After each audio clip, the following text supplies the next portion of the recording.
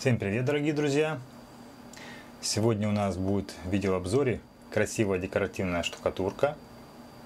Такая вот оригинальная. Это золотые линии или золотой дождик. Кому как нравится. Можете придумать свое название. Это я так сказал. В общем, кстати, эта стенка была заказана у меня в одной из фотостудий. Вот. Здесь было подобрано матовое золото, чтобы оно не блестело при вспышках. Вот. Ну и как обычно, я сейчас покажу вам и разберем, как я ее делал, эту стеночку. Смотрится достаточно эффектно и красиво. Очень оригинально оформить одну из стен, допустим, в интерьере комнаты такой штукатуркой. Так, друзья, поехали. Изначально что мы делаем? Прежде всего, на подготовленную стенку уже прошпаклеванную, чистую, ровную, гладкую, мы наносим грунт, глубоко проникающий. Вот. Дальше, значит, смотрите, я покажу вам инструмент. Это 3 щетки. А щетка для одежды, рядом будет обойная щетка, и еще есть щетка. Вот это у меня обойная щеточка по порядку. И вот эта щетка 1000 линий. Это щетка для декоративной штукатурки. Вот, ее часто используют, делают с нее эффект мешковины, эффект линии, используют ее для углублений, когда там делаешь фактуру мармарин, например, либо карту мира. Ну, в общем, или травертин в том числе. В общем, она часто применяется. Вот, она оставляет такие достаточно большие, крупные, глубокие полосы. Ну, в принципе, это еще зависит от того, какой слой материала вы нанесли на стену. Вот. Стоит она, в принципе, не сильно дорого, примерно в районе $40-50, но купить ее, в принципе, проблематично. То есть только в интернет-магазинах. И, в принципе, с другой стороны, нужна ли она вам. Вот. Но у меня стояла задача сделать линии не такие броские, то есть они должны быть не слишком глубокие, поэтому я буду использовать все-таки щетки для обоев и для одежды. Это я показываю вам пример. Вот какие линии оставляет щетка 1000 линий.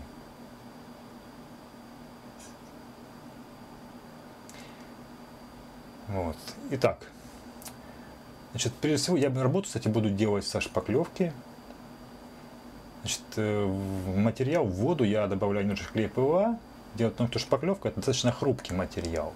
Чтобы были края немножечко покрепче, я немножко добавил клея ПВА.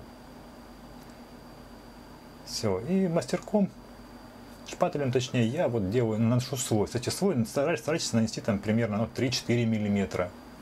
Ну, в принципе, если вы нанесете тонкий слой местами, это не беда. То есть залысины всегда можно поправить. Дальше берете щетку для обоев и собираете материал. Значит, щетку нужно постоянно чистить, потому что этот материал, как собранный, он будет оставаться на поверхности и создавать неприятности.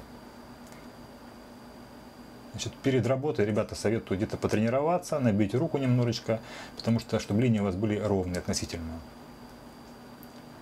Вот, работа, в принципе, достаточно несложная. Носите материал и потом еще щеточкой делаете линии.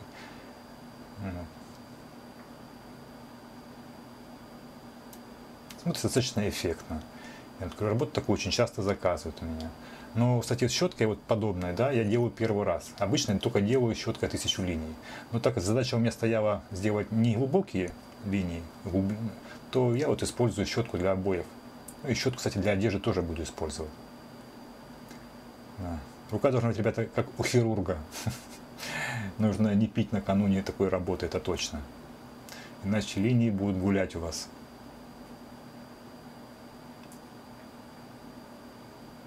Все достаточно просто. Залысины вот вы можете добавить материал и потом снова пройти щеткой. Старайтесь единственное, что много раз не возить щеткой по одному месту. Там раз-два раза. Дело в том, что фактура получается не слишком высокая, эти линии бороздки, да, углубления небольшие, там буквально 2-3 миллиметра, влага выходит очень быстро из материала, то есть стенка быстро впитывает ее, материал подсыхает. Если вы будете много раз возить, то вы просто превратите эти полосочки в кашу, то есть ничего не получится у вас. Локально всегда добавили материал, здесь какие-то залысины, всегда. И простричь щеточкой еще раз. Главное, щеточку всегда нужно хорошо чистить.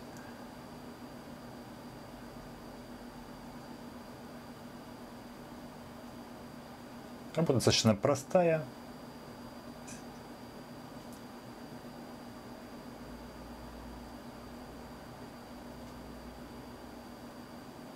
Я сейчас покажу фрагмент, здесь кусочек, вот щетка для обоев. Дело в том, что в принципе она оставляет тот же след, что и щетка для обоев. Такие же самые линии, углубления. Самое главное, чтобы щетина вот у щетки для одежды была достаточно жесткая. Если будет мягкая, то не получится у вас такого эффекта. Видите, я собранный материал со щетки вот так вот выбил на стену и еще раз прошелся. То есть все достаточно просто. Самое главное, что такое, то есть щетка для одежды наверняка есть в каждом доме.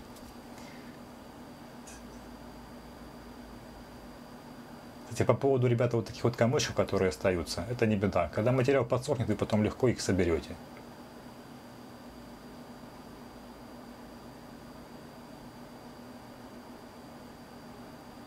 Фактурка получилась не сильно глубокая, но смотрится очень эффектно. В дальнейшем она очень хорошо будет смотреться у вас. Вот такие линии с близкого расстояния получились у меня.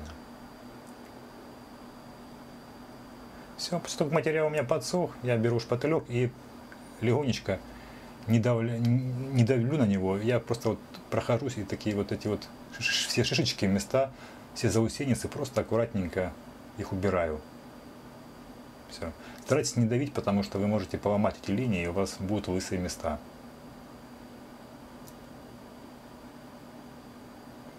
Шкурить не надо, в принципе, потому что вы можете прошкурить линии.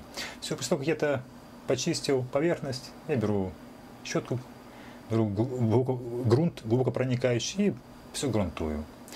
Дальше я беру воск и тонирую его черным пигментом. Кстати, вы можете вместо воска, если трудно купить, купите лак. Лак акриловый на водной основе для дерева. И разбавьте его водой и, в принципе, сделайте то же самое. Затонируйте и мочалкой или губкой наносите на стену.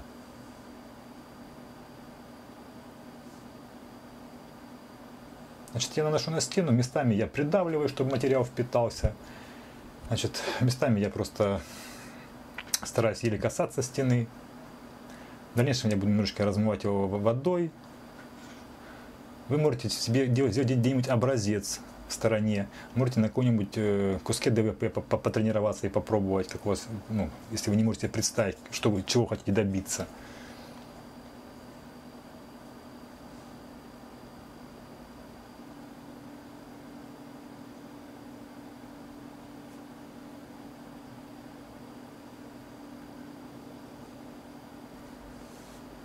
Можете, кстати, попробовать нанести, если хотите, там горизонтальные линии, тоже, кстати, интересно получается. Вот видите, как я это делаю. В общем, все зависит от вашей фантазии, друзья. Но работа делается очень просто и легко. То есть такое может сделать любой человек своими руками. Главное, что инструмент наверняка есть такой в каждом доме. Шпаклевка достаточно недорогой материал. Лак тоже можете себе купить, если не можете купить воск. И вот так наносите и делаете. Вот так это у меня выглядит с близкого расстояния, друзья. Теперь я попробую немножечко, вот я когда нанес стену, сделал, я немножко ее сейчас поразмываю водой. То есть я беру губку влажную. Самое главное, чтобы она была хорошо выжата, чтобы у вас потека воды не было. Потому что когда высохнут, они будут видны. И немножечко местами размываю это все. Вот темные места.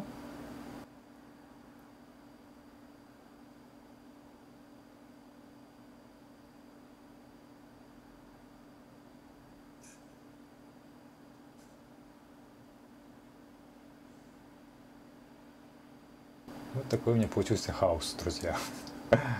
Все, значит, смотрите, теперь я беру золотую краску. Это золотая металлизированная краска. Я немножечко разбавляю водой, и с помощью кисточки я вот опять-таки делаю такие продолговатые движения рукой. Я заполняю углубления между этих линий. Опять-таки я стараюсь наносить вот так прерывистыми линиями, чтобы не полностью у меня все было покрыто золотом.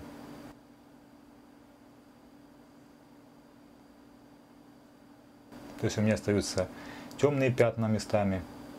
Конечно, большая часть у меня покрыта будет золотом, но опять-таки, сейчас повторяю, я прерываю свои движения, чтобы у меня оставались темные пятна.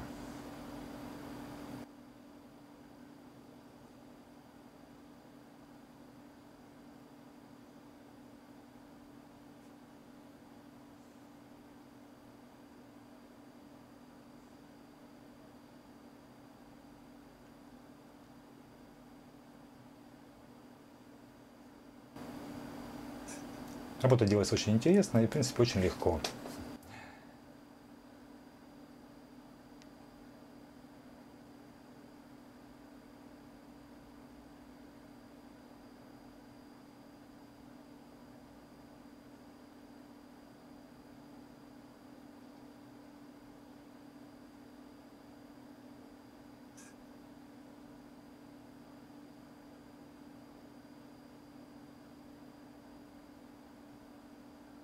Вот у меня материал подсох. Вот так это выглядит у меня. Такие получились у меня полосочки, друзья. Такой дождик золотой.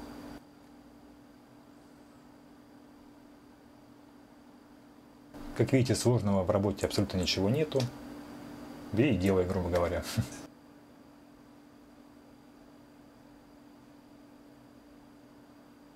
Такая декоративная, красивая штукатурка у меня, друзья, получилась. В общем, если вам понравилось видео, ставьте лайки, оставляйте комментарии, задавайте вопросы. Обязательно подписывайтесь на канал, чтобы ничего не пропустить. Будет еще много интересного, друзья. Вот. До новых встреч. Всем пока.